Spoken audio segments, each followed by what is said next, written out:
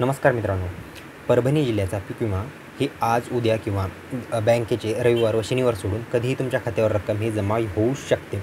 ह्या गोष्टी तुम्ही काळजी घ्या. त्याचबरोबर यवतमाळचा जर कोणी असेल तर तुमच्या देखील खात्यावर रक्कम जमा झालेली असेल, कारण 2 दिवसापासून यवतमाळचा पीक विमा खात्यावर मंजूर होऊन जमा व्हायला सुरुवात ही झालेली आहे. त्याचबरोबर आता राहिला आहे नांदेड जिल्हा, जालना जिल्हा, छत्रपती संभाजीनगर जिल्हा व सोलापूर, कोल्हापूर बाकी जिल्हे. त्याचबरोबर विदर्भाचं पाहायला गेलं तर अकोला व अमरावती हे देखील पेंडिंगमध्ये राहिलेले आहेत. यांना रक्कम कधी भेटणार आहे हे देखील तुम्हाला सांगतो. त्याचबरोबर परभणी जिल्ह्यातली पात्र गावांची जी काही यादी समोर आलेली आहे, या गावांना उद्या सोमवारी किंवा मंगळवारी रक्कम खात्यावर जमा होऊ शकते, किंवा कुणाला रक्कम ही खात्यावर जमा देखील झालेली असेल, मेसेज आलेला नसेल, कारण काल रविवार होता. बँकेचा मेसेज कधी कधी लेट देखील येऊ शकतो. कृपया जर परभणी जिल्ह्याचं कोणी असेल तर एकदा बँकेत चक्कर मारून या, किंवा तुमच्या आधार सेवा केंद्रावर जाऊन तुम्ही एकदा फिंगर लावून रक्कम जी काही चेक करून या. म्हणजे तुम्हाला देखील रक्कम भेटून जाईल व बाकी तुमचे जे काही शेतकरी बांधव आहेत आसपासच्या तालुक्यांचे, जिल्ह्यांचे, त्यांना देखील मदत होऊन जाईल छोटीशी. तर असं कोणी असेल तर कृपया कमेंट करून नक्की सांगा, किंवा इंस्टाग्रामची देखील हे दिलेली आहे, लिंक डिस्क्रिप्शनमध्ये दिलेली आहे, ती तुम्हाला लवकरात लवकर भेटून जाईल. तर बघा, ह्यामध्येच आपण आता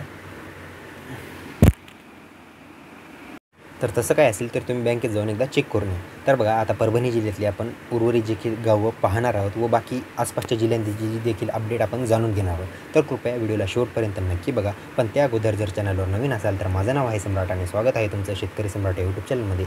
जर चॅनलला लाईक, सबस्क्राईब व शेअर केलं नसेल तेही करून घ्या.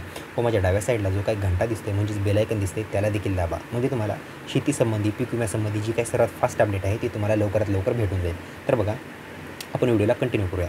तर बघा, परभणीमध्ये आता आपण परभणी तालुका, त्याचबरोबर पूर्णा तालुका, पाथरी तालुका, सेलू तालुका व मानवत तालुका, त्याचबरोबर गंगाखेड ह्या तालुक्यातली जे काही पात्र गावं झालेली आहे त्या गावांची आपण एकंदरीत यादी जाणून घेण्याचा आपण प्रयत्न करणार आहोत. तर बघा, जवळपास पाहायला गेलं तर 850 गावं आहेत. 850 पैकी होतील तेवढे कवर मी या व्हिडिओमध्ये करतो.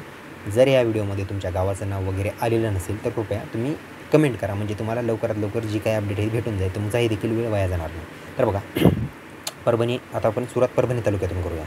तर बघा, परभणी, त्यानंतर खानापूर, धर्मापुरी, त्यानंतर नांदेखेडा झाल्यानंतर वांगी, असोला, कारेगाव, रायपूर, त्यानंतर ब्रह्मपुरी, टाकळी, सिंगणापूर आहे, त्यानंतर ताड पांगरी आहे, इटलापूर आहे, अंबडापूर आहे, लोहगाव आहे, टाकळ गव्हाण आहे, झाडगाव आहे, सायाळ आहे, परळ गव्हाण आहे, बोरवंड आहे, त्यानंतर सुरपिंपरी आहे, उमरी आहे, तामसवाडी आहे, आनंदवाडी आहे, त्यानंतर डफवाडी आहे, दैठाणा आहे, धोंडी आहे, धोंडी झाल्यानंतर पोखरणी आहे, कैलासवाडी आहे, त्यानंतर कौटमवाडी आहे, कौटमवाडी झाल्यानंतर साळापुरी आहे, ब्रह्मपुरी आहे, त्यानंतर वडगाव, त्यानंतर इंदेवाडी आहे, भारसवाडा आहे, पैरळ गव्हाण आहे.